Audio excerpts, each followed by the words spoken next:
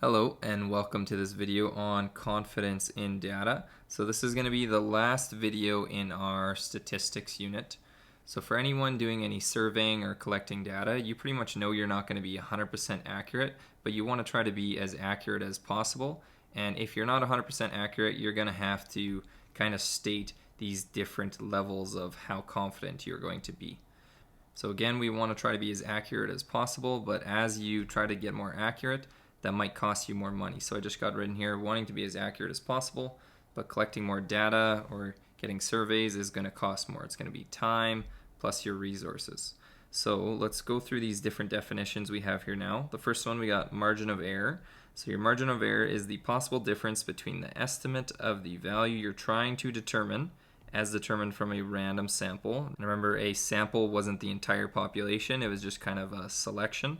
So we want the difference from our sample and the true value of the population. And remember, population was taking every single person or every single item. So the margin of error is generally expressed as a plus or minus percent, such as, say, like plus or minus 5%. The next thing that we have is the confidence interval, and that is the range in which the true value you're trying to determine is estimated to lie. So some different examples of this could be like 60 to 70%. Maybe it was like a test score and you don't know where your test score is, but it's between 60 to 70%. Or maybe it was a measurement. You don't know exactly where, but you're confident it's in between 5 to 7 centimeters. Or maybe you're shooting baskets and you're not sure how many you're going to make, but you're pretty sure you're going to make at least 8, and the max you might think you make is 13. So that's your confidence interval. And then the last one, part C, this is our confidence level. So that is the chance that the result for the true population lies within the range of the confidence interval. So that's the chance that maybe you said you were going to make 10 baskets. That is in between this interval, and then you could have a percentage of how sure you were going to be. So usually it's 95%, although sometimes it's 90% or 99%. So you could say I'm 99% sure I'm going to make at least 10 baskets. That's going to be in between these two values in our confidence interval. And another way to think about our confidence level is it's basically like how likely you are to repeat your results. So how confident you are to repeat your results. So now that we've looked at all three of these things, all three of these, what that actually makes up is our level of confidence. So if we need to determine our level of confidence, we need to know or state those three things. So in the first example down here, we are going to do that. It says 82% of people surveyed support, and then there's a blank, so it could be some person you're voting for, just depends. And then it says results of the poll were accurate within plus or minus 3.1%. 19 times out of 20. So you're going to start with 82%, and then it's either going to be above that by 3.1% or below that by 3.1%. So we're going to draw some arrows. On one side, we're going to go plus 3.1%, and then on the other side, we're going to go minus 3.1%. So that's going to give us kind of our lower and our upper. So that right there, that 3.1%, that is our margin of error. So we're going to now add 3.1% and then subtract 3.1%. So adding 3.1%, you're going to get 85.1%. And if we subtract 3.1%, we're going to get 78.9%. So those two values, going from that lower one to the upper one, that is our confidence interval. And then lastly, the third thing we need to state was our confidence level. And it said we were 19 times out of 20. So if you had 19 out of 20 as a decimal, that's 0.95. And then if we change that into a percent, that is 95%. So that is our confidence level. So again, all three of those things make up our level of confidence. So we're going to move to our next thing now. So we got our first example. It says a telephone survey of 600 randomly selected people was conducted. The survey determined that 76% of people from 18 to 34 years of age have a social networking account. The results are accurate within plus or minus 4 percent points 19 times out of 20. And then it says if the total population of 18 to 34-year-olds is 92,500 in that area, so that's the total population, calculate the range of people that have a social networking account and determine the certainty of the results. So we were told about 76%, that was right there, of them are going to have a social networking account, but that's not 100% accurate. They said they were going to be within plus or minus 4 percent points. So we're going to start at 76%, and then we're going to have to move down 4 percent points, so minus 4%, and then we're going to have to move up 4 percent points, so plus 4%. So adding 4%, we're going to get to 80%, and if we subtract 4%, we're going to get to 72%. So those are just the percentages, but we need to know the range of people. So we have the range kind of as a percentage, but we want to find the range of people. So we got to change this into the amount of people. So we need to find 72% of the population, which was 92,500. So that's going to be 0.72 times 92,500. And when you calculate that, you'll get 66,600. And then we'll do the same thing for the 80%. That's going to be 80% of 92,500. So that as a decimal is 0.8 times 92,500. And when we calculate that, you get 74,000. So we went from 66,600 all the way up to 74,000. So that right there is the range of people. And then it also asks to determine the certainty of the results. So this is how certain we are that it's going to fall between those two amounts, the 66,600 and the 74,000. And it said it was going to happen 19 times out of 20.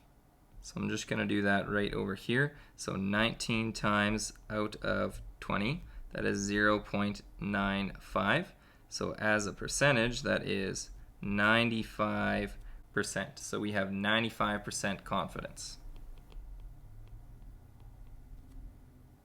So example 1 is now done. Moving to example 2. It says a poll was conducted to ask voters the following question. If an election were held today, who would you vote for?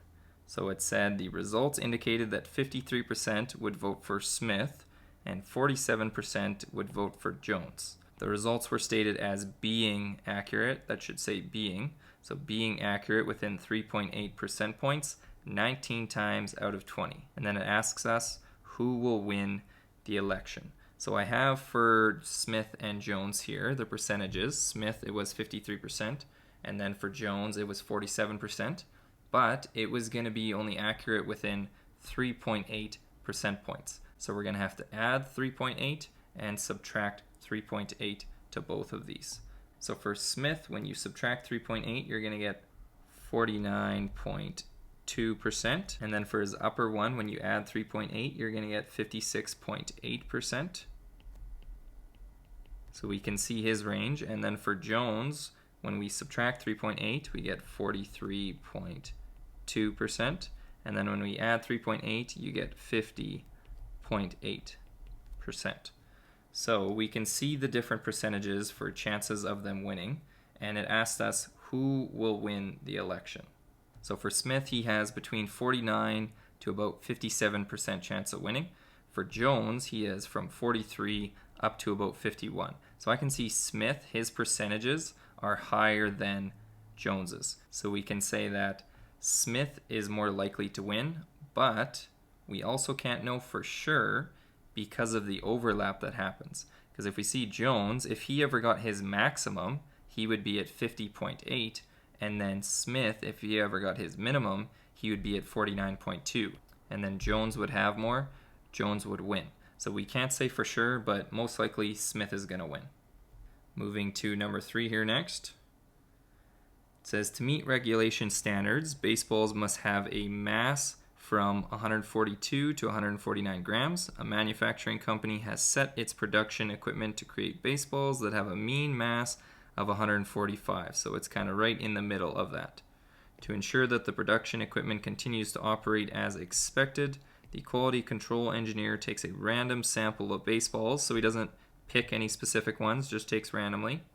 So he does this each day and measures their mass to determine the mean mass, the average mass. If the mean mass of the random sample is between 144.7 and 145.3, then the production equipment is running correctly.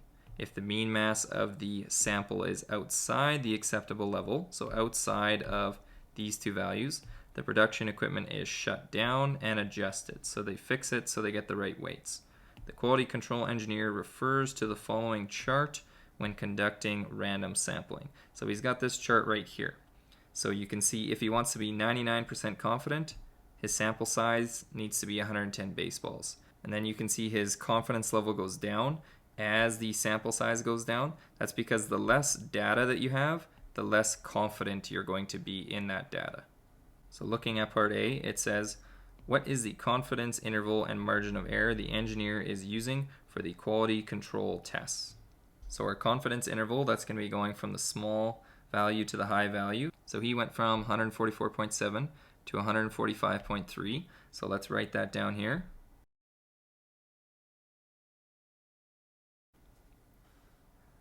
So we can see his confidence interval, and to get his margin of error, all you can do is you can take 145.3, subtract it from 144.7, and when we do that, you're going to get 0.6, and then just take that and divide it by 2, and that'll give you your margin of error. You divide by 2 because you went up and you went down from the middle, so we get 0.3. So that right there, that is our margin of error.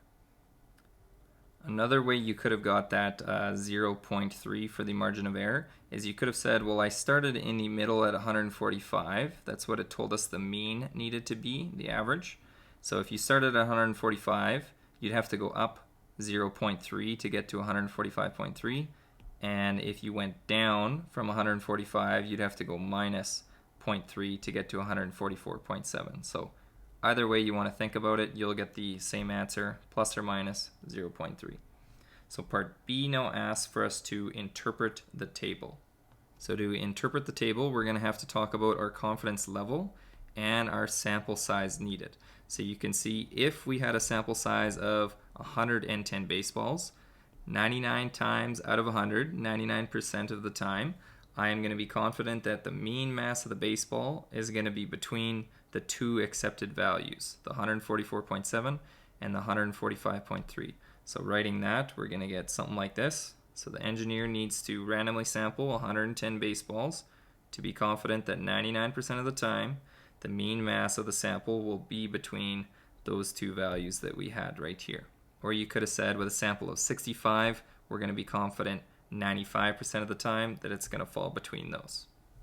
And lastly, part C, it says, what is the relationship between the confidence level and the sample size? So let's just look back at our chart. We can see our confidence level, it increased as our sample size increased. So writing something like that, we can say the larger the sample, the more confident we're going to be. So to be more confident, you have to have a larger sample. Those two kind of go hand in hand. So that was our last part to question number 3. Moving to question number 4 here now. It says, in order to determine the mean mass of the golf balls produced at a factory, sampling is done and the following statement is made by the company. The mean mass of the golf balls produced at our factory is 45.6 grams. So on average, this is how much they weigh. But then it says plus or minus 0.3 grams. So it's going to be either 0.3 grams more or 0.3 grams less. The results are accurate 19 times out of 20. So our first question, part A, it says determine the confidence level. So our confidence level was how confident we were in our data. And we were confident 19 times out of 20. So we got 19 out of 20, which that as a decimal is 0.95. And then changing it to a percentage, that's going to be 95%. So we're 95% confident. Next, for part B, it says determine the confidence interval. Remember, interval was kind of between two different values. It had a low one and then the high one. So we had a mean mass of 45.6 grams, but then we were off by 0.3. So we're going to have to go down 0.3 grams, and we're going to have to go up 0.3 grams. So when you subtract 3 grams off, you're going to get 45.3. And if you add 0.3 grams, you're going to get 45.9 grams. So our confidence interval is from 45.3 to 45.9 grams. Next, for part C, it says state the margin of error. So our margin of error is your plus or minus amount. So in this case, it was plus or minus 0.3 grams. Part D says, is it likely that the mean mass of the golf balls produced at its factory is 45.1 grams? Explain. So pay attention to the word likely. We said that we are 95% confident it was going to fall between 45.3 and 45.9 grams. And 45.1 grams would be outside of that, it would be less. So 95% of the time, it's going to fall in between here. So is it likely that it's going to be 45.1 less outside of that? It is not very likely. So we can say that no, 45.1 grams is outside the confidence interval, so it's not very likely. It's only a 5% chance that it could happen. Similar to question D is part E here. It says, is it possible that the mean mass of the golf balls produced at this factory is 45.1 grams? And then explain. So is it possible? It could happen, right? It was only like a 5% chance. We were 95% confident that it was going to be between these two values, but it could be outside of that. So we can say for this that it is possible. So it could happen. It's just very unlikely. The next thing we're going to look at deals with our confidence level, our sample size, and our margin of error, and how they're all related. So you can pause the video and then just read this portion right here. I'm going to go through after and then highlight some key points. So basically what this section up here said, it said that it's going to be costly for you to try to survey a whole entire population. So normally what you do is you take a sample, but then because you took a sample, it's not going to be 100% accurate. So your data is going to be off, and then because your data is off, you want to state basically how far off your data is going to be so that the people looking at the results know how accurate the data is. It also said that the more people you survey, the more accurate your survey is going to be. So you want to increase the amount, but then that brings up the cost. So at the bottom here, this kind of sums up everything. It says, as the desired confidence level increases, the sample size must also increase to achieve the same margin of error. So if your confidence level was increasing, maybe you were going from, say, 90% confident to 99% confident, you would need to have more data to be more confident in that. So your sample size must also increase. And then for the second one, it says, as sample size increases, the margin of error decreases for a given confidence level. So what that basically says is, as your sample is increasing, your margin of error is going to decrease because you're collecting a lot more data, so you can be more confident in it. This next part here you can read through, and then after I'm going to just kind of highlight some key points like this one down here. So just to highlight some key points from this section, it said that if you are collecting or doing research, you're going to want to let the people know how accurate or how confident you are in your data, because if you had, say, like a clinical trial in medicine, you would want to be very, very accurate with your results, or if you weren't, you would want to let people know how far off you are on your results. It also said that if the sample size is fixed, so if you weren't taking a large amount of people, it was just staying at the same amount, but the margin of error increases, so your plus or minus percent is increasing, then your confidence level also has to increase, because if you're giving yourself kind of a bigger range, a bigger plus or minus area to fall in, then you're going to be more confident that you're going to hit that target. So that's basically what this point down here says. So next we're going to go through some questions that kind of summarize or go through those three different things and how they relate: the margin of error, the confidence interval, and our confidence level. So for the first one, it says for a given confidence level, a larger sample results in a blank margin of error. So it's either going to be a smaller or a larger margin of error. And just think about if you had a larger sample, that means that you're going to have more data. And if you have more data, you're going to be more accurate. So if you are more accurate, do you think you're going to have a smaller margin of error or a larger margin of error? That would actually be a smaller margin of error. And again, because if you're more accurate, you're going to have, say, less mistakes, so your margin of error is going to be smaller. The next one says when the confidence level is decreased, so maybe you were 99% confident, then it went to 95, then maybe down to 90. It says the size of the sample required for a given confidence interval is, and we're going to say either increases or decreases. So if your confidence level is decreasing, that means you're going to be less confident. So if you're less confident, that's probably because your sample size has been decreasing. So this is going to be decreases.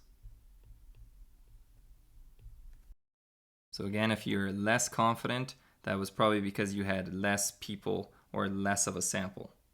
For the next one, it says for a given sample size, so the sample size isn't going to change, the margin of error increases as the confidence level, and then we're going to say increases or decreases.